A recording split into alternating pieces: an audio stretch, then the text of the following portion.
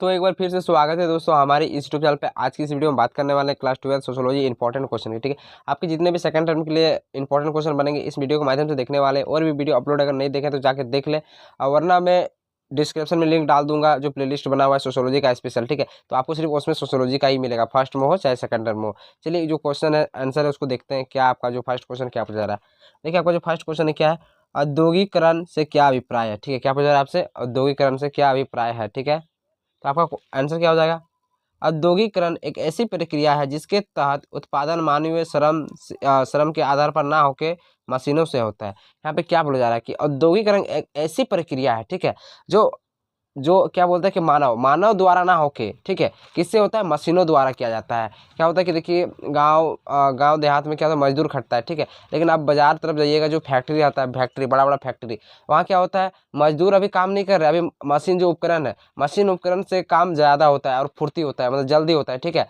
अगर आप 20 मजदूर लगाए हैं वहाँ पे, ठीक है, तो आपका एक मशीन 20 मजदूर का काम करेगा उस फैक्ट्री में। इसीलिए क्या हो रहा है कि उत्पादन मानवीय यानी मानव द्वारा ना होकर क्या होता है कि मशीनों द्वारा होता है, उसे ही औद्योगिकरण कहते हैं, औद्योगिकरण का विकास हो रहा है। ठीक है, यहाँ उत्पादन बहुत बड़े स्तर में पर होता है। क्या होता है कि मशीनों द्वारा एक आदमी का अगर 20 आदमी का काम एक मशीन करता है, तो सोचिए अगर 20 मशीन रहे तो कितना फुर्ती काम होगा, जल्दी होता है। तो यहाँ उत्पादन क्या होता है, बहुत बड़े स्तर पे होता है। जो मशीनों द्वारा उत्पादन होता है क्या होता है, बहुत बड़े स्तर पे होता है। ठीक है, समझ रहे हैं, बहुत ही ईजी पॉइंट है आप लोग का, ईजी पॉइंट बना हुआ है, आप लोग सिर्फ समझिए थोड़ा सा। ठीक है, और आप लोग को 1 से 2 बार अगर वीडियो देख लिए तो आप लोग को कुछ करने का जरूरत नहीं पड़ेगा। चलिए अगला पॉइंट क्या है, औद्योगिक समाजों में ज़्यादा से ज़्यादा रोजगार वृत्ति में लगे लोग कारखानों, ऑफिस और दुकानों में काम करते हैं। कहाँ कहाँ काम करते हैं, देखिए गांव का लोग कहाँ पे जाते हैं, कारखानों में जाते हैं काम करने के लिए, जो बड़े बड़े फैक्ट्रियाँ होते हैं। ठीक है, वहाँ वहाँ काम करने के लिए देखिए आपको औद्योगिक शहर में अधिक आदमी देखने को मिलेगा, आपको गाँव में अभी उतना आदमी कम देखने को मिलेगा। ठीक है, अगला क्वेश्चन क्या है, पश्चिमी के देशों में 90% से ज़्यादा लोग कस्बों और शहरों में काम करते हैं। देखिए पश्चिमी देश यानी देखिए इंग्लैंड तरफ कहाँ पे काम करते हैं, कस्बों यानी कस्बों और शहरों में आप लोग को अधिक दिखने को मिलता है। जो इंग्लैंड हो गया, ये सब क्या करते हैं, सब शहर में रहते हैं और शहर में काम करते हैं, जो वहाँ के जो इंग्लैंड के आदमी है। ठीक है, अगला क्वेश्चन है, क्योंकि वहीं पर रोजगार और व्यवसाय का अवसर अधिक होते हैं। देखिए शहर में रोजगार और व्यवसाय का अधिक अवसर होता है। ठीक है, देखिए गांव देहात का अभी आदमी जो है हम लोग का तरफ देखिएगा, अगर झारखंड का बात कर लीजिए तो झारखंड वाला दूसरा राज्य आता है काम करने के लिए, देखिए दूसरा राज्य वाला फिर झारखंड आता है काम करने के लिए। क्या होता है, जैसे कि हमारे गांव के लोग कहाँ गए, राजस्थान गए हैं, उसके बाद उड़ीसा गए हैं, बंगाल गए हैं, ऐसा सुनने को मिलता है। ठीक है, तो अपना शहर छोड़ के दूसरे शहर में जाते हैं, जैसे कि अपना गाँव छोड़ के दूसरे शहर में जाते हैं, किस लिए, व्यवसाय के कारण जाते हैं, क्यों, वहाँ पे व्यवसाय क्या है, अधिक है। ठीक है, अपने गांव से व्यवसाय वहाँ पे अधिक है, इसलिए वहाँ पे काम करने के लिए आदमी जाते हैं। तो वहीं पे यही चीज़ बोला जा रहा है कि क्योंकि वहाँ जो रोजगार है, यानी इंग्लैंड में जो रोजगार है वहाँ पे कहाँ है, शहर में अधिक रोजगार है। ठीक है, इंग्लैंड के शहर में अधिक रोजगार मिलते हैं, इसीलिए वो लोग कहा जाते हैं जो पश्चिमी देश है, उन्हें 90% लोग शहरों में रहते हैं। चलिए अगला पॉइंट क्या है आपका, उन समाज सुधारकों के बारे में चर्चा कीजिए जिन्होंने सामाजिक कुरीति के खिलाफ आवाज़ उठाई। देखिए अगला अगला जो इससे पहले जो वीडियो बना था समाज सुधारक के बारे में, मैंने बताया था कैसे कैसे क्या हुआ था। ठीक है, कौन कौन से समाज कैसे कैसे समाज जो विरोध हुआ था।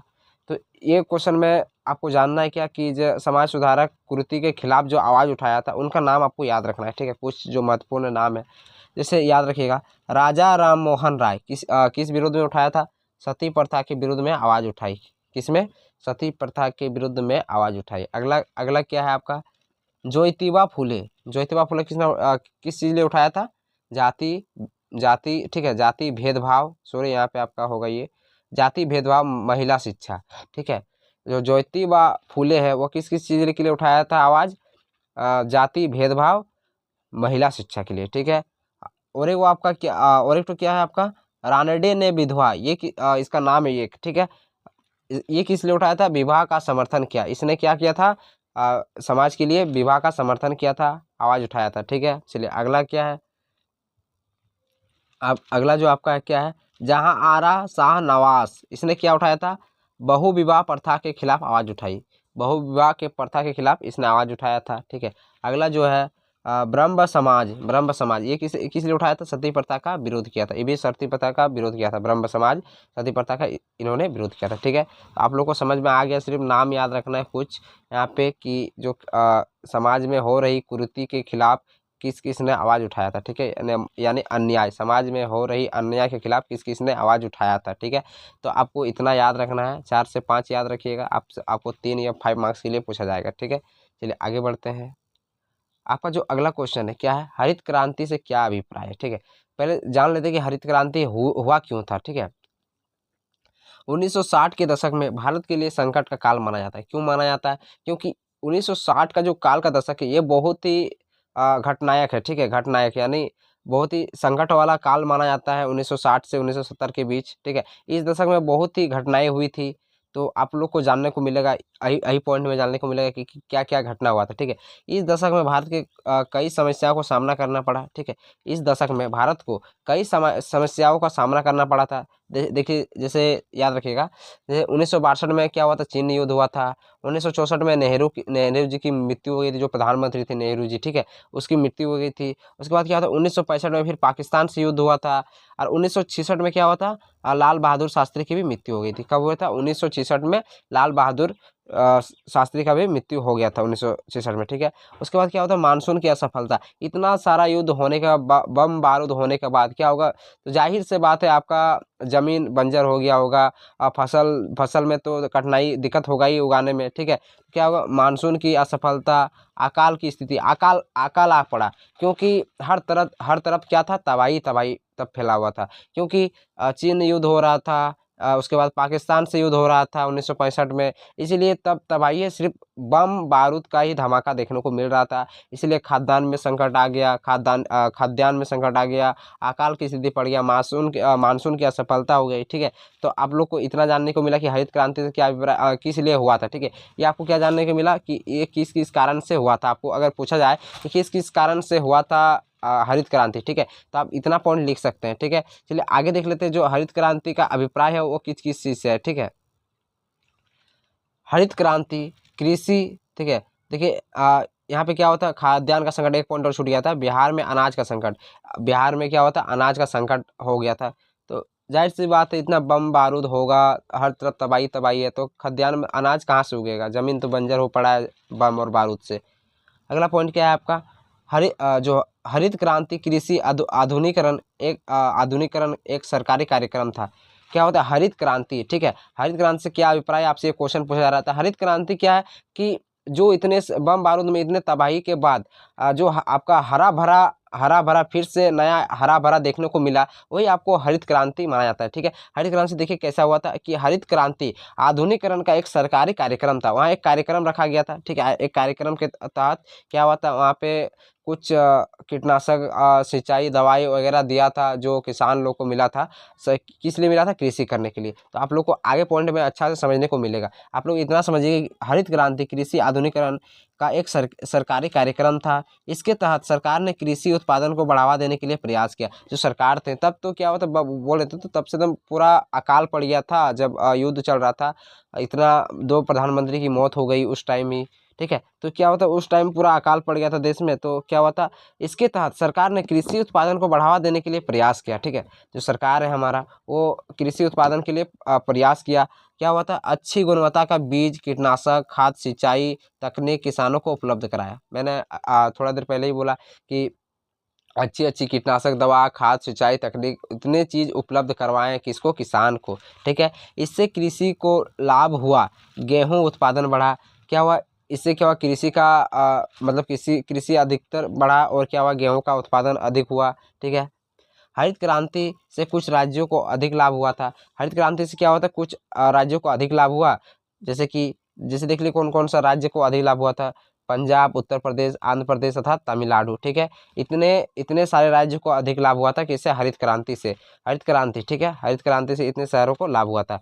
नई तकनीक द्वारा कृषि उत्पादन में वृद्धि हुई। नई तकनीक आने के कारण से क्या हुआ था कि कृषि उत्पादन में वृद्धि हुई। ठीक है, चलिए अगला पॉइंट आपका क्या है?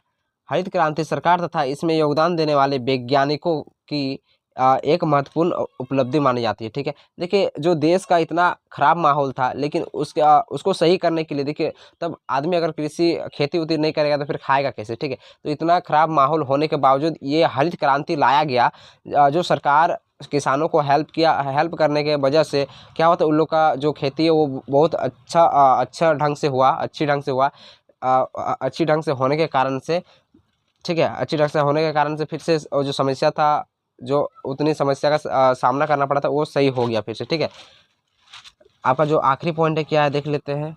हरित क्रांति से अधिकतर क्षेत्रों में मध्यम तथा बड़े किसान ही नई तकनीक का फायदा उठा पाए, आज जो निचले कास्ट के जो किसान थे वो उसका फायदा नहीं उठा पाए। ठीक है, तो ये क्वेश्चन इतना ही तक है इसका आंसर। चलिए अगले प्रश्न की बात कर लेते हैं। जो आपका चौथा प्रश्न है क्या है, सामाजिक आंदोलन के लक्षण। ठीक है, जो सामाजिक आंदोलन, देखिए समाज वाले जो आंदोलन करते हैं उसके लक्षण आपसे पूछा जा रहा है, क्या क्या लक्षण होना चाहिए। ठीक है, सामाजिक आंदोलन में एक लंबे समय तक निरंतर सामूहिक गतिविधियों की आवश्यकता होती है। सामूहिक, देखिए सामूहिक गतिविधियों की आवश्यकता क्यों होती है, क्योंकि आप अकेले अगर आंदोलन करने जाइएगा तो आपको तो मार पीट के भगा देगा, तो आप तो अकेले सकिएगा नहीं आंदोलन करने के लिए। तो वहाँ पे क्या होता है कि कई लोगों को इकट्ठा करके, यानी सामूहिक होकर आंदोलन करते हैं। ठीक है, चलिए अगला जो पॉइंट है क्या है, ऐसी गतिविधियाँ, ठीक है, अधिकतर राज्य के विरुद्ध होती है तथा राज्य की नीति तथा व्यवहार में परिवर्तन की मांग करती है। राज्य मतलब ये राज्य नहीं है, जो झारखंड है वो राज्य वाला राज्य नहीं है। ठीक है, ये राज्य क्या है, सरकार को बोला जा रहा है यहाँ पे। जैसे कि आपका जो नरेंद्र मोदी अभी है जो सरकार, जैसे उस तरह के आपको सरकार को बोला जा रहा है। कैसे बोला जा रहा है कि ऐसी गतिविधियां अधिकतर राज्य, यानी सरकार के विरुद्ध होती है। किसके विरुद्ध होती है, सरकार के विरुद्ध होती है, तथा राज्य की नीति तथा व्यवहार में, जो सरकार देखिए नीति चलाता है, अगर वो कोई गलत नीति चलाता है तो ठीक है, तो जो जनता है उससे नाराज होता है। नाराज हो जाने के कारण क्या करता है, वो आंदोलन करता है। ठीक है, तो आंदोलन करता है तो उसी क्या बोलते हैं कि उसको व्यवहार को देखते हुए वो परिवर्तन की मांग करता है। कौन करता है, जो जनता है वो मांग करता है। ठीक है, किससे करता है, वो राज्य से करता है। राज्य कौन, सरकार। चलिए अगला पॉइंट क्या है, आंदोलन सामूहिक रूप से संगठित होना चाहिए।